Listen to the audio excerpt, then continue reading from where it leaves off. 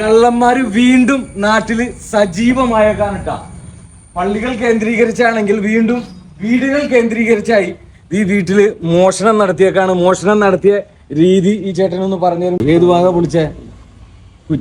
കുത്തി പൊളിച്ചേക്കാണ് ഡോറിന്റെ അല്ലെ. അവിടെ ഒരു കത്തിയിരിപ്പുണ്ട്. അവിടെ ഒരു കത്തിയിരിപ്പുണ്ട്. കത്തിയായിട്ടാണ് കള്ളം വന്നേക്കണത്.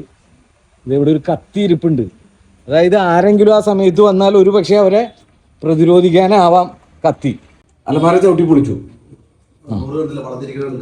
സ്റ്റീൽ അലമാരയാണ്. പിന്നെ ഇനിയും നഷ്ടപ്പെട്ടിട്ടുണ്ട്.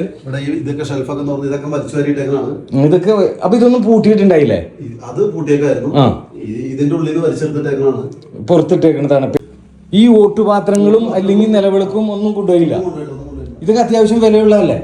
അവൻ കൊണ്ടുപോയായിട്ടാണ് ഇപ്പൊ കാണിക്കാൻ പോണത്. ഇതിനകത്ത് നിറച്ചും അമ്മ കൊയിൻ ഇട്ട് വെക്കായിരുന്നു. കൊയിൻ എടുത്തു കൊണ്ടുപോയി. കാശെടുത്തു, പൈസ എടുത്തു. പൈസയാണ് ദൈവത്തിനെ അവൻ കൊണ്ടുപോയില്ല.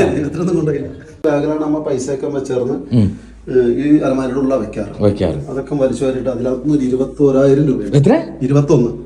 21,000 രൂപ അമ്മയുടെ കൊണ്ടുപോയി. അമ്മയുടെ പെൻഷൻ കാശ്. എല്ലാവരും ഒന്ന് ശ്രദ്ധിക്കുക. നാട്ടില് കള്ളന്മാര് സജീവമാണ്.